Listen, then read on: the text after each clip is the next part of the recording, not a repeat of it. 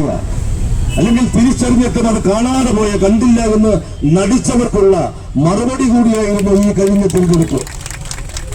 നിങ്ങളെ അവഗണിച്ച, പലപ്പോഴും അപഹസിച്ച ഒരു മുൻ ഗവൺമെന്റ് ഇവിടെ നിന്ന് ഒഴുകിപ്പോകുമ്പോൾ ആ ഒഴുകിപ്പോകുന്നതിന് നിങ്ങൾ പാവപ്പെട്ട ഈ സഹോദരന്മാരോട് കണ്ണുനീരിന്റെ പുഴ ആണ് അത് ഒഴുക്കിക്കളഞ്ഞത് എന്ന് ഞാൻ പറയും. ഞാൻ പല അധികാരികളോടും അതിനോടൊപ്പം നിന്നപ്പോ ഞാനൊരു സഹയാത്രികനായിരുന്നു കുറെ കാലം. ആ പ്രസ്ഥാനത്തോടൊപ്പം അതിന്റെ സഹയാത്രികനായിരുന്നപ്പോൾ പലരോടും ഉത്തരവാദിത്തപ്പെട്ട പലരോടും പല കുറി ഞാൻ നേരത്തെ ആവശ്യപ്പെട്ടതാണ്. ശ്രീ വി പ്രകാശനൊക്കെ അതിനെ കുറിച്ച് അറിയാം. പക്ഷെ അവരൊക്കെ അപ്പോഴൊക്കെ എന്നെ ചില കണക്കുകൾ പറഞ്ഞ് ബോധ്യപ്പെടുത്താൻ ശ്രമിക്കുകയായിരുന്നു. അങ്ങനെ ഇരിക്കുമ്പോഴാണ് കൊച്ചിയിൽ നടക്കുന്ന ഒരു മഹാസാംസ്കാരിക സംഗമം ഡിസംബറിൽ നടക്കാൻ പോകുന്നതിന്റെ ഒരു ആലോചനാ യോഗത്തിൽ കോടികൾ മുടക്കി മാനവികതയും മനുഷ്യ സ്നേഹവും സഹജീവികളെ ചേർത്ത് പിടിക്കലുമൊക്കെ വിഷയമാക്കിയുള്ള ലോകസമാധാനവും മനുഷ്യ സ്നേഹവും മാനവികതയും ഒക്കെ വിഷയമാക്കിയുള്ള ഒരു അന്താരാഷ്ട്ര സംഗമം നടക്കുന്നു. ആ ചർച്ചാവേദികൾ, സാംസ്കാരിക സിംഹങ്ങൾ മുഴുവൻ ഉണ്ടായിരുന്ന ഒരു ചർച്ചാവേദികൾ ആണ് നമ്മുടെ അഖിലേന്ത്യാ സെക്രട്ടറിയായിട്ട് ആദരണീയനായിട്ടുള്ള സഖാവ് എം എ ബേബി ചുമതലയേൽക്കുമ്പോൾ അദ്ദേഹത്തോടാണ് ആദരണീയനായ അന്നത്തെ സാംസ്കാരിക മന്ത്രി ശ്രീ സജി ചെറിയാൻ ഉണ്ടായിരുന്ന ഒരു മീറ്റിംഗിലാണ് സാംസ്കാരിക സ്ഥാപനങ്ങളുടെ മുഴുവൻ ചെയർമാൻമാരുണ്ടായിരുന്ന, മറ്റ് ഭാരവാഹികളുണ്ടായിരുന്ന, സാരഥികളുണ്ടായിരുന്ന ആ വേദിയിലാണ് ഞാൻ പറഞ്ഞത്, ഇതൊരു വലിയ ആശയമാണ്, ഗംഭീരമായ ആശയമാണ്, ലോകത്തിന് മുമ്പിൽ നമ്മൾ കൊടുക്കുന്ന ഒരു വലിയ ആശയമാണ് മനുഷ്യ സ്നേഹത്തെക്കുറിച്ച്.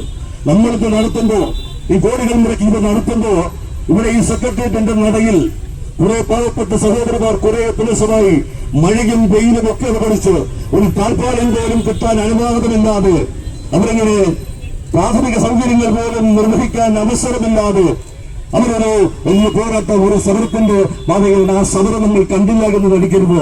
അത് എത്രയും അങ്ങ് ഇടപെട്ട് അത് പരിഹരിക്കാൻ അതിന് ഇടപെടണം എന്ന് വളരെ വിനീതമായ ഒരു അഭ്യർത്ഥന.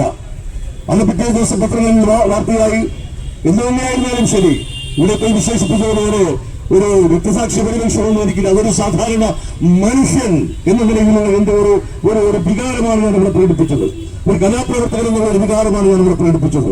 അത് വ്യക്തിപരമായ ഒരു സാക്ഷി പരിരക്ഷണമെന്ന് എനിക്ക് ആവശ്യമില്ല. പക്ഷേ അത് പറയേണ്ടതാണ് ഒരു മനുഷ്യൻ എന്ന നിലയിൽ. അത് ഞാൻ പറഞ്ഞു എന്നേ ഉള്ളൂ. അവിടെ എനിക്കൊരു സ്ഥാനമാനങ്ങൾ എന്ന വിഷയമായിരുന്നു. പക്ഷേ സ്ഥാനമാനങ്ങൾ സംരക്ഷിക്കാനാണെങ്കിൽ മറ്റുള്ളവരൊക്കെ നിശബ്ദമായിരുന്നതുപോലെ എനിക്ക് നിശബ്ദമായിരിക്കാമായിരുന്നു. ഞാനത് ചെയ്തില്ല. കാരണം എന്റെ ഏറ്റവും വലിയ ഒരു പ്രചോദനം എന്ന് പറയുന്നത് യേശുക്രിസ്തുവാണ്. യേശുക്രിസ്തുവാണ് എന്റെ ഏറ്റവും വലിയ പ്രചോദനം. സ്നേഹത്തിന്റെ ഏറ്റവും വലിയ മാതൃകയായിട്ടുള്ള ക്രിസ്തു പറഞ്ഞത്, നിന്നെ പോലെ ഈ ക്രിസ്ത്യാനിയെ സ്നേഹിക്കണമെന്നല്ല, മറ്റു മനുഷ്യരെ, നിന്റെ കൂട്ടുകാരെ, അയൽക്കാരെ, മറ്റുള്ളവരെ, മറ്റു മനുഷ്യരെ സ്നേഹിക്കണം. അതാണ് ക്രിസ്തു പറഞ്ഞത്. അധ്വാനിക്കുന്നവരും ഭാരം ചോക്കുന്നവരുമായ മനുഷ്യരെ ആശ്വസിപ്പിക്കണം. ആ ക്രിസ്തുവാണ് എന്റെ പ്രചോദനം. ആ ധാർമ്മികത ഉള്ളിലുള്ളത് കൊണ്ടാണ് ഒരു മനുഷ്യൻ എന്ന നിലയിൽ ഇതെനിക്ക് പറയേണ്ടി വന്നത്. അത് പറഞ്ഞു, ഇനിയും അത് പറഞ്ഞുകൊണ്ടേയിരിക്കും. ഇവിടെ ഇങ്ങനെ ഒരു സമരം വിജയം ആഘോഷിക്കുമ്പോൾ നമ്മൾ ഒരുപാട് ചരിത്രങ്ങൾ നമ്മുടെ മുമ്പിൽ